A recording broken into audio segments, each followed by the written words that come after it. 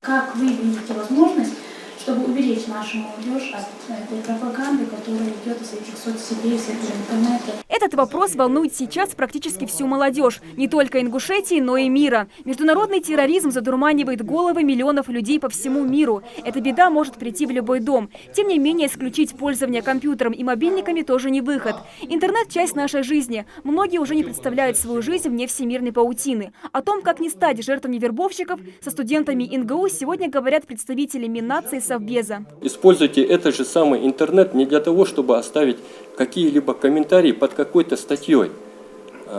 Я лично сам не помню то время, когда я где-то бы оставил бы комментарий.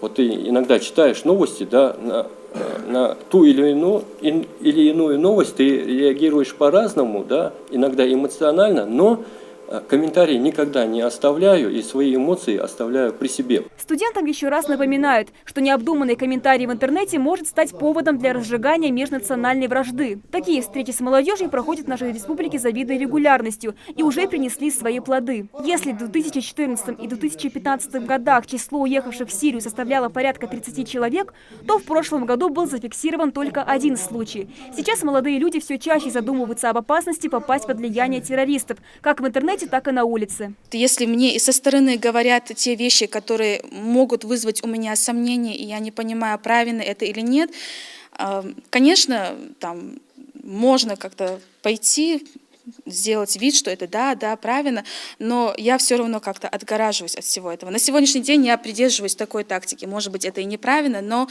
соблюдаю, так сказать, не нейтралитет, а отгораживаюсь от всего того, что выходит за рамки моего понимания и вызывает во мне сомнения. Не нужно лишний раз заходить в такие сайты, сомнительные сайты, и когда вам пишут, например, что хотят познакомиться, и в ходе этого налаживается какой-то контакт, и в результате этого ты уже попадаешь под это влияние.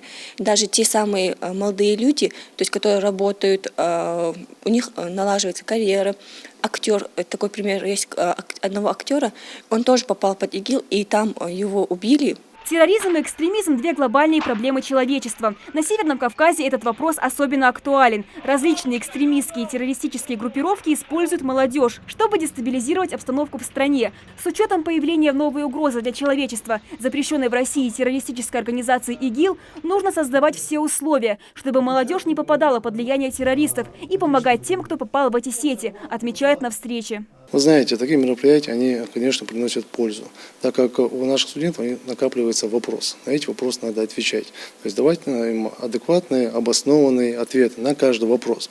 Не стараться уходить от ответа, не стараться уходить от таких, не знаю, можно сказать, даже в кавычках, такие провокационные вопросы. Не может быть провокационного вопроса на самом деле. То есть ответ есть четкий, обоснованный, ясный. Когда молодой человек получает такой ответ, он уже занимает правильную позицию и даже, можно сказать, правильную позицию вообще по жизни, в своей жизни, делать правильный выбор.